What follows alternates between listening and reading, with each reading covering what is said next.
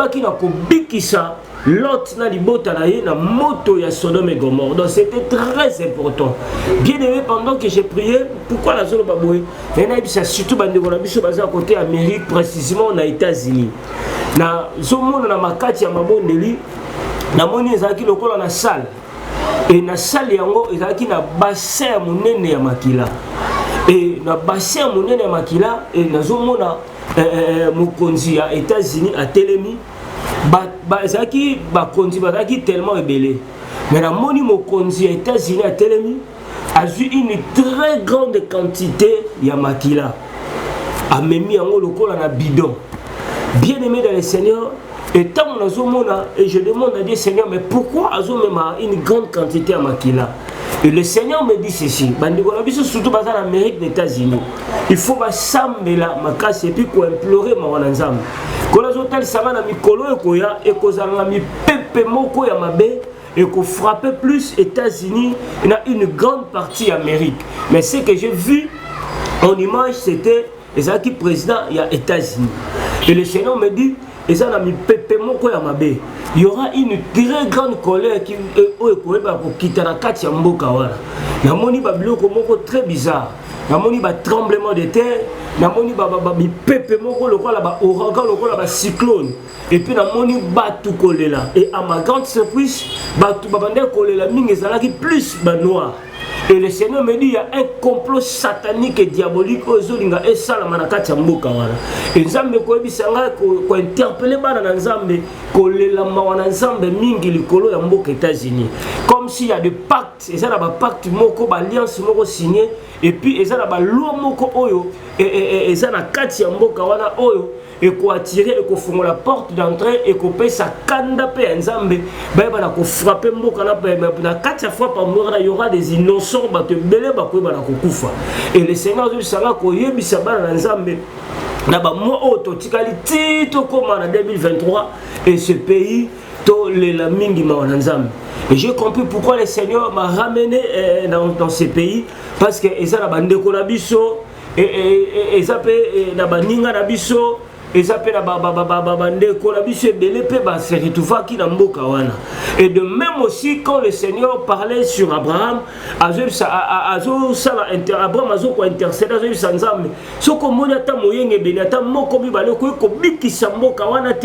et Dieu a compris qu'il y a des saints, il y a des innocents qui se retrouvent là-bas. Oh, bah, qui cause à la victime. Ce qui est sambelité, au bako la victime, il y a mis pépé à koufa, oh la zone on a côté les manambok États-Unis. C'est pour cela que je suis en train d'interpeller les gens de se lever dans la prière à cause à Kobon et surtout que c'est pour que ma bé oyo et so lingé tellement koufa peut ben de son sacrifice et tellement Nzambe aïbana ko épargner en gros. Bien aimé dans le Seigneur, Abraham avait intercédé la vie de Lot et sa famille et Zala qui épargné. Moi aussi je crois. Peut-être tu te dis que moi je suis en France, Dieu parle tantôt d'une manière, tantôt d'une autre. Peut-être tu te dis que non, on doit prier, déplorer la miséricorde de Dieu. Si le Seigneur nous a révélé ces choses, parce qu'il y a aussi des saints que Dieu veut épargner.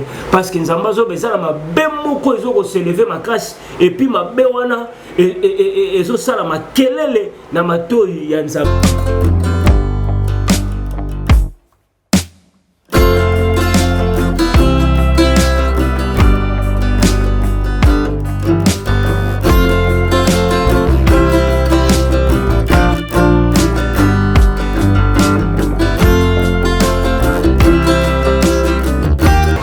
Shalom, shalom, peuple de Dieu, Nzambe a Pambolabino, Baïbouzili Sousouli Bakou, Yakolanda, Bisola Mokolo, c'est votre humble serviteur Enoch Babinga, le chasseur. Bien-aimé dans le Seigneur, Nzamba Pambolabiso et Salimo Mikolo, j'espère que tout mon ami Penzate, Zaki na Bondeli, et puis moi santé, et Zaki moi Kokoso, mais Nangolu et Nzambe, nous sommes toujours là. En tout cas, que le Seigneur vous bénisse. Il y a mon appel sa message, peu exhortation, peu enseignement, Saint-Esprit, je te dis merci. Sois au centre de tout, au nom puissant de Jésus-Christ de Nazareth. Amen. Que le Seigneur vous bénisse. Nzamba Pambola Bino Boyebi na Momesano. Nzambe asili kosala biso ngolu ya kozala acteur social to bandaka jamais sous cette mission sans que to yebana pe ko lobela bana. Bien-aimé dans le Seigneur, nous avons basali biso ngolo apesi biso charge oyo ya koyeba kozwa ba délaissés, ba orphelins, les enfants de la rue pour la koyeba la ko pesa bango encadrement. Et je dis et je répète, c'est pas vraiment facile charge oyo. Mais quand le Seigneur donne la vision, il donne aussi la provision. Mais dans ngolo ya nzambe nde tozobunda petit à petit koyeba ko pesa bana oyo encadrement pour que baïba kozala vraiment en bon terme et en bonne santé. Et puis ces derniers moments, flot ya maladie pendant la namimini makasi, toujours ça presque 4 bana. Et je crois avec l'image Charlie Karana papa Dédé pour que balancer le bichot image pour que bandeko bamona. Que le Seigneur vous bénisse.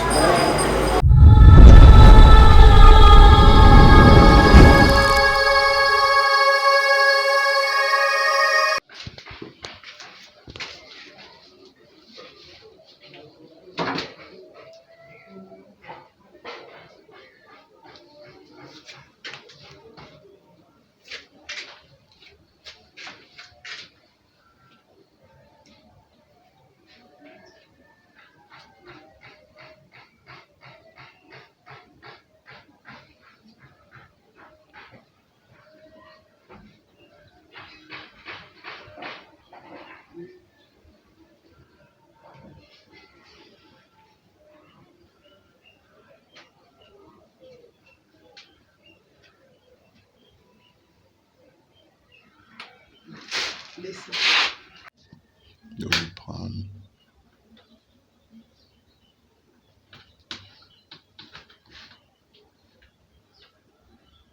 De lui prendre.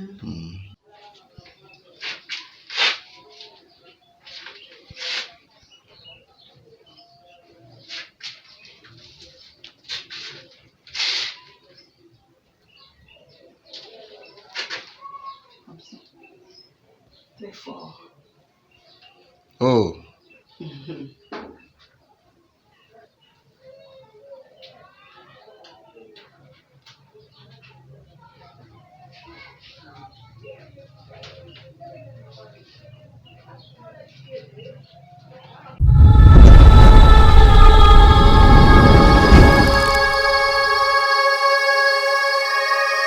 Oui, bien aimé dans le Seigneur, quand on moni vraiment la bilili, tout ça la posa li sungi dans papa, tout ça la posa li sungi dans maman. Biso tolobara souvent, nous sommes peut-être les encadreurs, mais c'est une mission, on est en train d'accomplir yango enzele la yo et le monde ngai. Bible zoloba tabita dorka soka c'est quoi qui ezala qui pour la misala malam. Je sais que l'hospitalité amène le miracle, l'hospitalité amène la guérison, l'hospitalité amène de très grandes choses. Vous savez, un jour, Abraham, Avandaki, Yamousinaï Sarah, Bazaki na promesse ya kobota. Mais Bible zoloba bamoni bato bazoleka bayebi bangote. Mais Abraham lokola azalaki averti spirituellement abengi bato yango oke bato ya bengaki bazalaki ba ange ya Nzambe. Bible zoloba pesa ki bango ya kolia, apesa ki bango ya komela sokoli bango makolo. Na kokende na bango bazoko pesa pa prophétie babina ne okoya mwasi na yo akoyeba na kozwa mwana. Or Abraham avait déjà la promesse, mais il fallait et soit une parole puissante pour que cette promesse soit réalisée. Ce qui a fait cette promesse et s'est déclenché encore davantage, c'était à cause de l'hospitalité. Bien aimé dans le Seigneur, l'hospitalité bénit, l'hospitalité paye, l'hospitalité délivre. Il y a certaines choses où le Seigneur a consolé la yo, tam sur yebité et ça kakana ba œuvre, ba bonne œuvre moko salaki. Mo sala mala mo salaki. O sunga ki bana moko bazaki akobela. O latisa ki borfele moko bazanga ki bilamba. O pesa ki bango moitié akomela mo mai ba melaki mo loso ba sombaki. Le Seigneur te bénira. Bien aimé, en tout cas, n'hésitez pas de nous contacter. Nous avons vraiment des enfants qui sont tellement malades. Avec l'aide du Seigneur, on se bat petit à petit. En tout cas, papa, maman, une vidéo, permettre autant peut-être que le Seigneur te parle et à assister. En tout cas, que le Seigneur vous bénisse. Je crois avec l'aide de Dieu. Papa, maman, papa, fardeau. Ya koyeba na ko soutenir bana pour que bana ko sala plus que les cas. Nzambe a pambola biso yo mto kolanda vidéo, essayez de nous contacter numéro na biso on les a laissé à bas écran benga biso aux appels à bandi balingi ba ya même ba mona place balingi même ya kotika même sachet sur même bilamba ya kala tout ça na posa nango c'est vraiment important parce que c'est pas facile ko bokola rabane belé ba dire à chaque jour matin midi soir kolata santé scolarisation c'est pas facile mais na lisuni na papa le lisuni maman nous y arriverons. Que le Seigneur vous bénisse.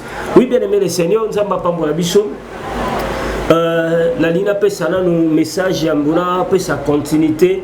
Il y a un enseignement qui est tellement profond et petit à petit on a énuméré pour que les éclairage. Et vous savez, la Bible nous dit nous connaissons en partie et nous prophétisons en partie. Moi, mon chante aussi pour guider Bisso. Et ces derniers moments, je parle surtout à ce qui concerne le mystère de rêve. Nzamba pambola bandigonyo sur bazo l'andamé ba prière d'abord Dieu autozo partager au bazo samela il y a beaucoup de témoignages, il y a beaucoup d'éclairages, il y a des gens même au bazo tout na même ba question au toujours répondre comme il se doit. Mais ces derniers moments, on a moi pas de téléphone, j'étais un peu hors ligne mais nyoso isa nango rétabli petit à petit donc ce ko bengi biso o ko joa biso mbala moko. Ambona pe enseignement nga bien aimé dans le Seigneur. Ezalaki na Butu, il y a le sambo au Tozaranango chaque jeudi. Et le Seigneur, je n'ai pas compris. Nzambe azo memangai vraiment mais barako s'adresser et j'ai compris ce que Nzambe a memingai na mboka oyo c'est que ça na batu moko o baza bisika wana batu wana balingi babika Nzambe alingi a épargner bango na mi pepe oyo kuya. Donc c'est comme ça le Seigneur. Vous savez passage il y a Angelu Nzambe et pas Abraham. Et ça là qui hasardé parce que le Seigneur dans son plan divin ayebaki ezana makila moko ya Abraham o ezana Sodome et Gomorrhe on a koki kobikisa yango fona le kananzela ya Abraham. C'est pour cela quand les anges baleki nanzela Abraham ayambi bango et Abraham abandi ko sala intercession ya Abraham et yebaki na kobikisa Lot na libota na ye na moto ya Sodome et Gomorrhe. Donc c'était très important. Bien aimé, pendant que j'ai prié, pourquoi la zone baboui? Ça surtout bande ko na biso baza côté Amérique précisément aux États-Unis. Na zomo na makati ya mabondeli na moni ezaki lokola na salle. Et na salle yango ezaki na bassin monene ya makila. Et na bassin monene ya makila et na zomo na mokonzi ya États-Unis à Telemi. Bazaki bakonzi bazaki tellement ébélé. Mais la moni mokonzi aux États-Unis à Telemi a eu une très grande quantité ya makila. A memi yango lokola na bidon. Bien aimé dans le Seigneur, et tant et je demande à Dieu Seigneur, mais pourquoi azomema une grande quantité à makila? Et le Seigneur me dit ceci, surtout dans l'Amérique des États-Unis, il faut s'amener là, ma casse et puis pour implorer ma wananzam. Quand les hôtels s'amènent à Mikolo et Koya et qu'on a mis pepe moko ya mabe et qu'on frappait plus États-Unis, il y a une grande partie Amérique. Mais ce que j'ai vu en image, c'était les acquis présidents il y a États-Unis. Et le Seigneur me dit, il y aura une très grande colère qui quitter la carte ya mboka wana. Na moni ba biloko moko très bizarre. Na moni ba tremblement de terre, na moni ba pepe moko lokola ba ouragan lokola ba cyclone. Et puis na moni batu kolela. Et à ma grande surprise, batu babande kolela mingi ezalaki plus ba noir. Et le Seigneur me dit, il y a un complot satanique et diabolique aux Zolinga et Salamanakati Mboka. Et Nzambe ko ebisanga ko interpeller bana na Nzambe kolela mawana nzambe mingi likolo ya mboka États-Unis comme s'il y a des pactes et ça là ba pacte moko ba alliance moko signé et puis et ça là ba loi moko oyo et ça na kati ya mboka wana oyo et ko attirer et ko fongola la porte d'entrée et ko pesa kanda pe nzambe ba ba na ko frapper mboka na kati ya fois par mois il y aura des innocents ba te belé ba ko ba na ko kufa et le Seigneur Dieu sanga ko yebisa bana nzambe na ba mo auto tikali tito comme en 2023 et ce pays to la mingi mawana nzambe. Et j'ai compris pourquoi le Seigneur m'a ramené dans ces pays parce que eza na bandeko na biso et ça peut na baninga na biso et ça peut na bandeko na biso belé pe ba se retrouva ki na mboka wana. Et de même aussi quand le Seigneur parlait sur Abraham, Abraham azo ko intercéder azo sa nzambe. Soko moni ata moyenge beni ata moko mibale ko bikisa mboka wana te. Et Dieu a compris qu'il y a des saints, il y a des innocents qui se retrouvent là-bas. Oh, bah, qui cause à la victime, ce qui est sambelité. Oh, bah, cause à la victime, il y a mes pépés à Koufa, oh, la zone à côté de les États-Unis. C'est pour cela que je suis en train d'interpeller les gens de se lever dans la prière, à cause à Kobon, et surtout que c'est ma manzam, pour que ma bé oyo, et ce ligné tellement Koufa, ben de son sacrifice tellement Nzambe aïbana ko épargner en gros. Bien-aimé dans le Seigneur, Abraham avait intercédé la vie de Lot et sa famille, et Zala qui épargné. Moi aussi je crois. Peut-être tu te dis que moi je suis en France, Dieu parle tantôt d'une manière, tantôt d'une autre. Peut-être tu te dis que non, on doit prier, déplorer la miséricorde de Dieu. Si le Seigneur nous a révélé ces choses, parce que ça là-bas, il y a aussi des saints que Dieu veut m'épargner. Parce que nous avons besoin de se lever ma crasse et puis ma béwana et ça ma kelele na matoi ya nzambe o esengeli ko senga mawana nzambe mingi parce que ce qui il y aura ces flots et ça la mi pépé et que ça va tremblement et le Seigneur me disait il y a même les gens oh bazana kata mboka wana déjà nzamba zo fungola bango misu pe nzamba bandaki déjà kotalisa quelques personnes na par rapport à message na zo pesa abande ko pesa un message ba vertissement na makambo ko linga ko sala na mboka wana ba bemoko bani ko sa croître mingi o ko fungola porte d'entrée pour que même kufa et même mi pepe ma mère malade il y a ba tremblement de terre il y a ba cyclone ba une forte pluie ba kamoza la très compliqué et le Seigneur ayebisingai to shenga mingi maona nzamba. Bien-aimé dans le Seigneur, fait de cela une très large division. Partagez les messages, non seulement de partager, mais il faut aussi prier, surtout de réclamer la miséricorde. La Bible nous dit dans le livre de 2 Chroniques, chapitre 7, verset 14, si mon peuple sur qui invoque mon nom, s'humilie, prie et cherche ma face, s'il se détourne de ses mauvaises voies, je l'exaucerai des cieux et je lui pardonnerai son péché et je guérirai son pays. Dieu est capable à travers la prière. Il y a mon santo mi balé mi santo to bondeli pour que nzambe ay bana ko parni ma beona nzamba zana makoki ya ko salamo et il a ce pouvoir de guérir ce pays. Il a le pouvoir il y a ko ramener ba konzamboka na repentance pour que les portes d'entrée m'abbé et mata les susciter. Que le Seigneur vous bénisse. C'était vraiment le message Oyo Nzambe alinga kina partagé na yo na ngonga oyo. Oui Nzamba pambola biso dans la introduction et nous continuons. Je vais pendant quelques minutes nazo lobela rêve moko et ça très important ou peut-être les arabes Nzambe mususu ba tchaka ngokate.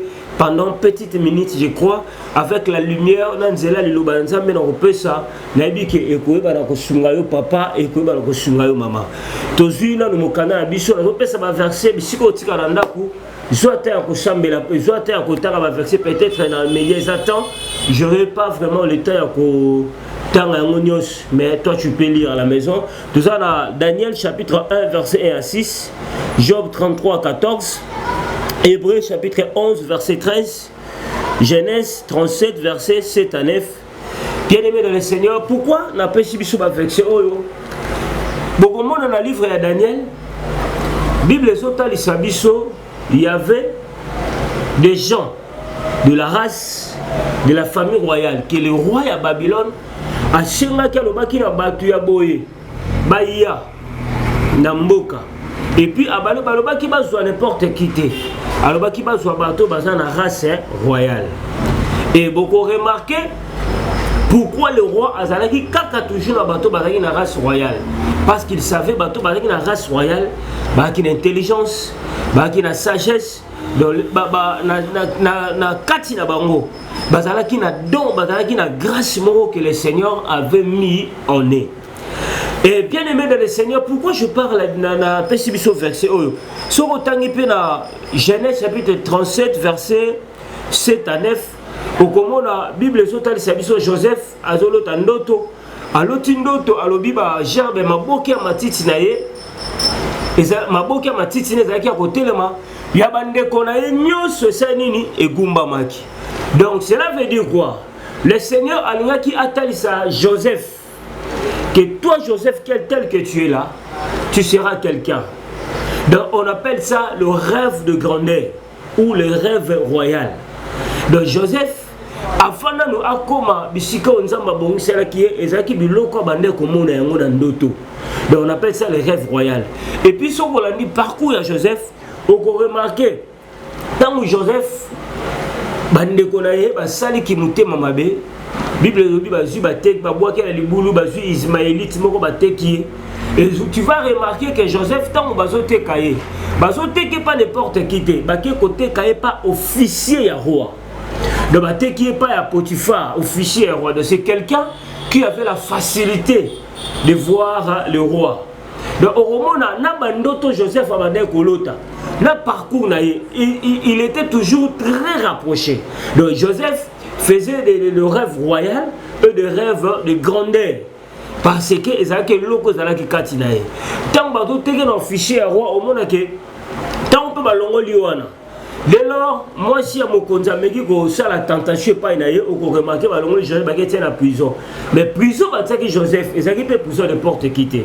Au moment où ils ont prison, il y a prison, il y a haute personnalité. Parce que dans sa prison, à se retrouver qu'il y a un échantillon dans le panier, toujours il y a roi.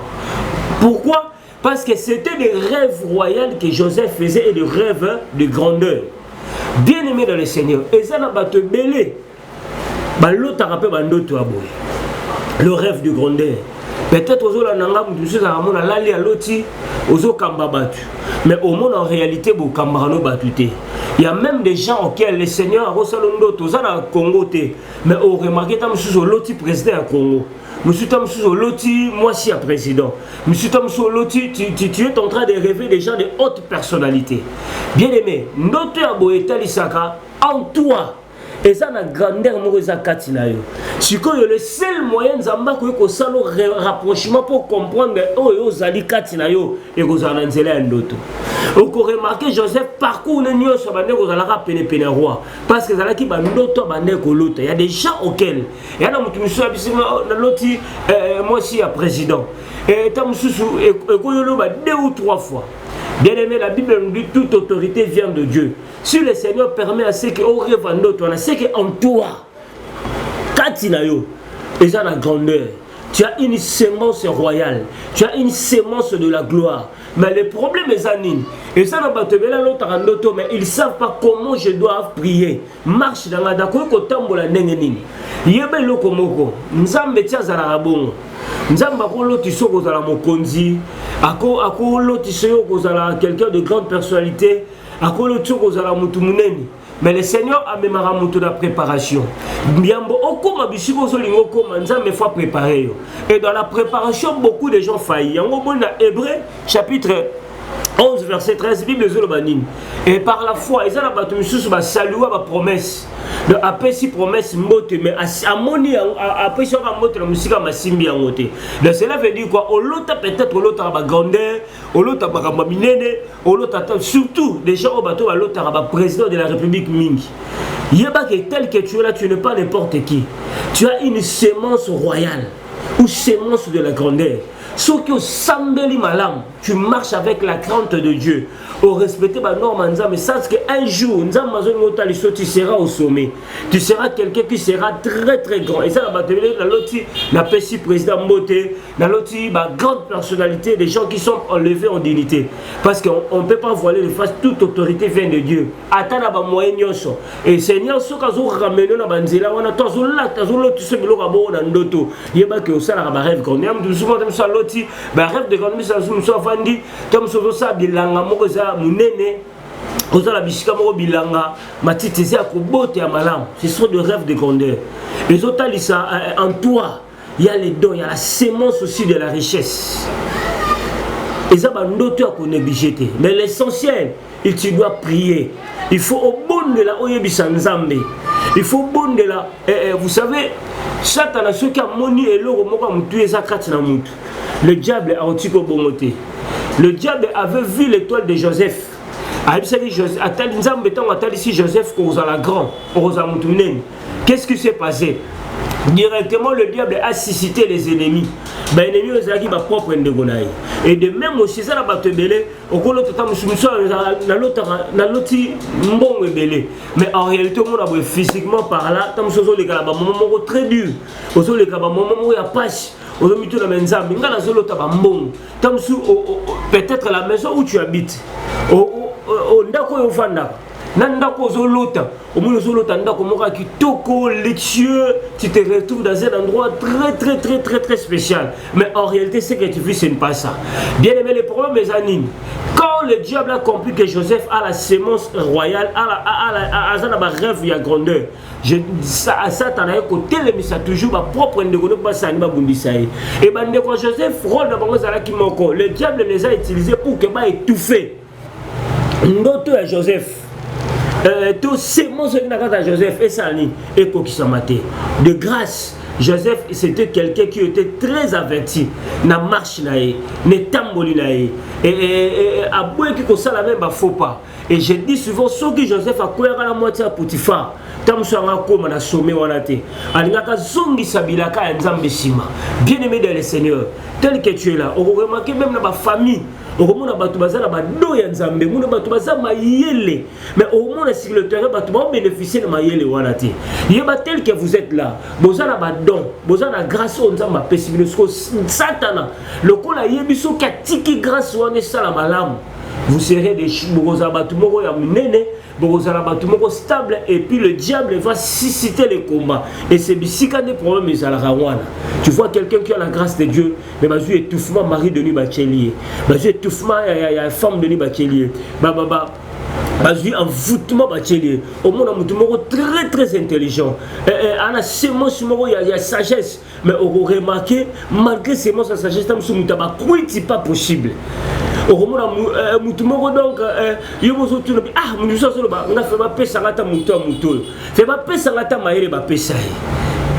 fallait pas payer sa grâce, mais quelqu'un qui a la grâce, mais à se compromettre. C'est ça. Le diable est yebi mutoza na sémence ya grandeur a obundisayo article mais nazo sambela na kombo na Yesu. Ozana bandoto ya mineno nzamba lotisayo. Je dis et je prophétise au nom de Jésus. Nzambo ya lakiso makama mine nzambo akosarate. So ka kosa Joseph te akokosa opete. Je déclare au nom de Jésus. Ezana ba rêve royal. Ena ba rêve ya grandeur que tu as rêvé tant dans ta vie, mais en réalité osimba ngote na sambeli na kombo na Yesu. Nzambo ataliso bandoto minene na makambo kitoko wana. Tika nzambe wana akokisa ngote. Au vivre au nom de Jésus. Bien aimé, même Daniel déjà, Katinaye, a la sémence royale. C'est pour cela fallait nous alara pénétrer à roi. C'était une sémence qui était en lui. Et c'est que l'eau comment vous allez Katinaye. C'est pour cela au monde appelle tu as une sémence de la grandeur.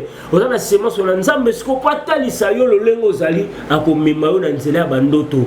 Yango mona tam solo taraba président mingi. Olotara basi ba président olotara mo se tu fais la réunion mo moni au moins aux la réunion mais bisiko ça la réunion ba konzebele baza mais en réalité tam solo mona ba konzonte non et ça façon ya rapprochement nza mazotal so que en toi il y a une sémence tu dois bien prier et puis au land de la malam pour que cette sémence ce rêve est comme réalité. Que le Seigneur vous bénisse. Les rêves royaux. Olotaranini, comme sur le tabaconsi, nous sommes au tangisa, nous sommes au kambabatu, nous sommes à la poto, mais à l'autre temps, nous sommes à Kishasa, à Etam Souko, Pesa, instruction, pas président de la République, à Etam Soussou, à Mimoni, nous sommes à la poto, mais Mimoni, nous sommes à l'autisio, Tam Soussou, province Moko. C'est pas pour rien. Et ça, Zante. au prophète à Congo, au président d'Afrique, et le Seigneur te ramène. Azo rapproché, azo taliso que l'autre mutuo et sa katina yoana. C'est que tu seras quelqu'un. Mais le problème est ça, le diable se lèvera pour étouffer cette grâce. Mais tu dois prier et tu dois bien gérer ta vie pour que Nzambe amemo bishikawana okoma bishigezali. Que le Seigneur vous bénisse. Nzamba Pamola, partagez. Les enseignements très profonds. Nabaki na bando tukomemango malem les rêves royaux. Les ala sorte ba rêve belé. Peut-être les ala bando to musu o awana énuméré. Mais les ala ba musu ba lotaka, ba konzi, musu ba lotaka. Azo kamba batu, azo taka, azo tangisa, mais au moins en réalité, tam sous le bando tangisa te. Ba rêve à leadership, il a qui sera grandeur, peut dignité moko nzamba repese, mais l'essentiel c'est l'encadrement. Il y a la promesse, il y a aussi l'accomplissement. Nzela wanande, bisika satana tela rabatu ba koka Jean poto komate. Mais moi je crois au nom de Jésus, nzambe akosungayo okoma. Pour plus de révélations, pour plus de contacts, mon numéro c'est plus 243 89 50 79 749. Plus 243 89 50 79 749. Partagez l'émission. Tu as aussi besoin d'assistance. C'est ça la bande de aussi peut-être arrêté, mais tu as besoin de l'éclaircissement. N'hésitez pas à nous appeler. Pour les étoiles que nous gardons, toujours héberger. N'hésitez pas à contacter Bisso Nzambe à Kozangate Kopambola. Que le Seigneur bénisse, la communauté Sanasuka, la Pessi, Maman GH Mbote, Papa Charlie, Papa Dédé, Papa Blaise, Papa Brice Batunio, et HP Media, on va Pessi Bisso Susumunga, on va partager bonne nouvelle. La ligne ensemble de la Longo, Saint-Esprit, et à la sémence, et à la grâce, on va pêcher moko na moko. Nzambe na yebi ke munguna ko sepelata ko telemisa banguna lokola bande kwa Joseph ko ke ba touché grave. Mais oyo tie kati na muto longola raté. Tika nzambo a lotiso ba rêve ya grandeur, ya richesse. Nzambe wana mimo pe kokisa. Dans le nom de Jésus-Christ de Nazareth. Amen.